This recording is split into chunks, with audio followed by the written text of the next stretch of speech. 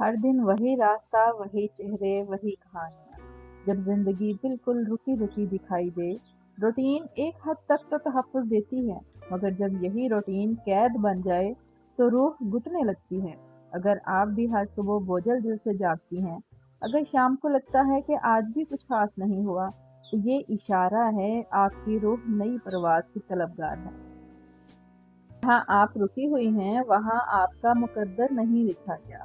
کبھی کبھی ایک چھوٹا سا قدم، ایک نیا عزم، ایک نیا راستہ آپ کی پوری دنیا بدل سکتا ہے۔ دل میں سوال آنے لگیں کہ کیا میں صحیح راستے پر ہوں؟ یہ سوالات کمزوری کی علامت نہیں، بلکہ یہ شعور کی پہلی روشنی ہے۔ جب آپ اپنے سفر پر سوال اٹھاتی ہیں، تو دراصل آپ اپنی روح کی گہرائیوں سے سننے لگتی ہیں۔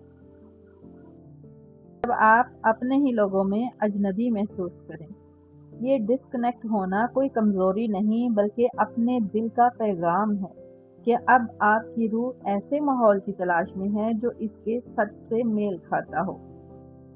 اور جب آپ کے دل میں ایسی بے چینی ہونے لگے جو صرف اپنی ذات کے لیے جینے سے مطمئن نہیں ہوتی، جب آپ چاہتے ہیں کہ آپ کا وجود کسی کے زخموں پر مرہم رکھے، کسی کی اندھیری راہ میں روشنی بنے، یہ خواہش صرف خواہش نہیں، یہ آپ کے اندر کا عظیم ترین تحفہ ہے۔ جو دل دوسروں کے درد کو اپنا درد سمجھ لے، وہی دل اصل میں زندہ ہوتا ہے۔ اگر آپ کے دل میں یہ شوق جاگ رہا ہے، تو یقین جانیں آپ تبدیلی کے سفر پر روانہ ہونے کے لیے تیار ہیں۔ پانچویں اور آخری علامت، جب اندھیروں میں ایک ہلکی سی کرن چمکنے لگے، جب دل دھڑکنے لگے نئی امیدوں کے سنگ، جب آپ محسوس کریں کہ شاید، ہاں شاید، اب سب کچھ بدل سکتی ہیں۔ یہ احساس کسی معجزے کی طرح آتا ہے، کبھی ایک نئی سوچ کی صورت میں، کبھی ایک انجان موقع کی صورت میں۔ جہاں امید ہو وہاں راہ نکلتی ہے۔ یہی لمحہ ہوتا ہے اپنے خوابوں کو حقیقت بنانے کا۔